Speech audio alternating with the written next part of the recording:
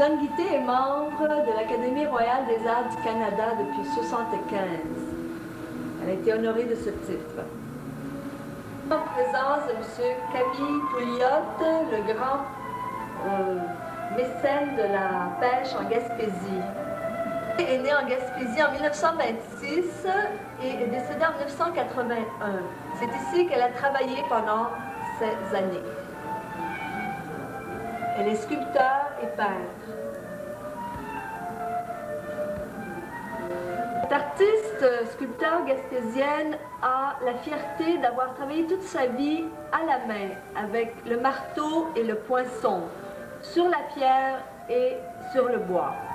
Le fait de la vie de cette artiste était d'être mère de famille. Elle a eu 2 fils et 2 filles qu'elle a élevés et éduqués,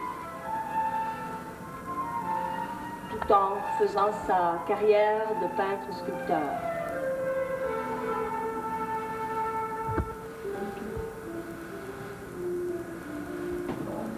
Cette femme, cette jeune gaspésienne, a en 1954 fondé une école d'art appelée le Centre d'art de Percé. Ceci dans un bâtiment qui date de 1780. Dans cette école, on y enseignait la peinture, la gravure, l'interprétation de la nature. Et l'école était fonctionnelle pour 80 élèves, autant enfants qu'adultes. Elle a duré 15 ans et c'était une école privée, bien appréciée par les élèves. Il y avait aussi des cours de danse et de ballet.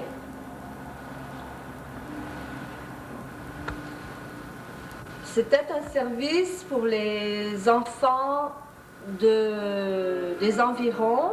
Elle y a instauré un théâtre d'été qui a invité les grands maîtres du théâtre classique canadien-français. Cette époque a aussi duré une quinzaine d'années. On peut voir Lionel Villeneuve, Jean Doyon, Françoise Gratton, Michel Rossignol, Hélène Loisel, enfin tous ces grands noms ont eu un grand plaisir de pouvoir travailler dans ce magnifique bâtiment. Les artistes pouvaient jouer à loisir et y monter des pièces de haute qualité. Les décors, les costumes, tout était fait en fonction de faire plaisir aux touristes et aux visiteurs qui avaient un service aussi d'aussi bonne qualité que dans les villes. Le bâtiment dans lequel ce centre d'art a été fondé a été construit en 1780 par la compagnie Charles Robin, qui était des grands amoureux de la pêche, des bateaux et de la construction de bâtiments comme celui-ci. À Percé, il y en avait une cinquantaine.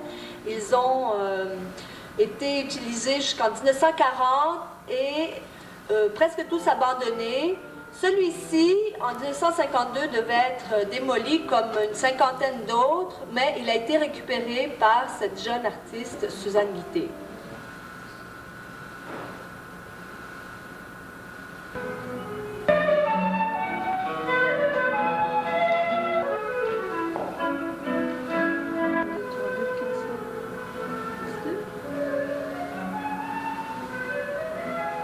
L'éducation et la vision, disons, de l'œuvre sculptée de Suzanne Guitté. On commence par cette petite sculpture en bouleau qui s'appelle Prière. Guitté travaillait 2 matériaux, la pierre et le bois. Pour elle, l'arbre possède une nature qui ne s'éteint jamais. La forêt, son contact, l'expression d'être vivant vous pénètre très intensément. Elle observe les arbres changer au rythme des saisons. L'automne, vert foncé, au printemps, la sève des érables, le bouleau avec une écorce nouvelle. Un lien intime se crée avec ces arbres qui bougent, qui sifflent. On ressent une vibration qui existe depuis toujours lorsqu'on est en contact avec les arbres. On voit ici une pièce en érable qui figure les oiseaux de proie. Et on a le rituel du printemps. Pour Suzanne, les thèmes de l'amour, de la maternité, de la naissance sont des thèmes obsessionnels. Cette pièce est faite en érable. Avec les bûcherons, elle marche dans la forêt pour choisir ses pièces. Elle repère les arbres les plus beaux, les plus gros, les plus sains. Elle le coupe vers le mois d'avril ou mars à cause de la sève. Elle les laisse sécher ensuite à l'ombre avec leur écorce. Cette pièce a été très bien conservée. Pour mon amour, aquarelle, joie, aquarelle.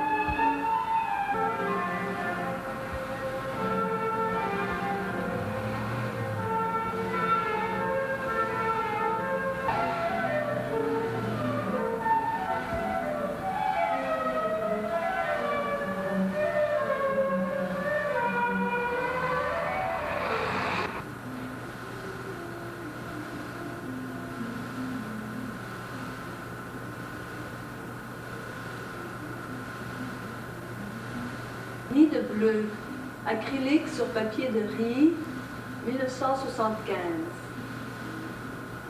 Pistil, aquarelle sur papier de riz, exécuté en 1976.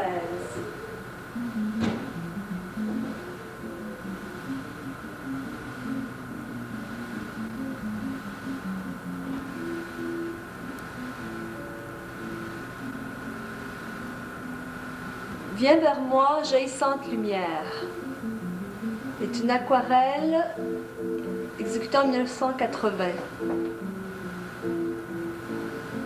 La légèreté et l'espace est très importante pour Suzanne.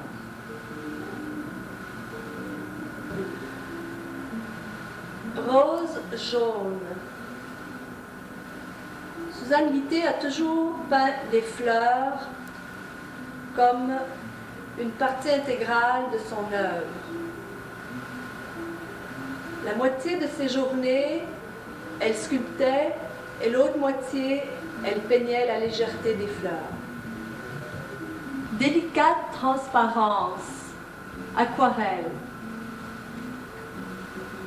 Voici un autre exemple de recherche spatiale, de mouvement et de la maîtrise coloriste que Suzanne avait atteint.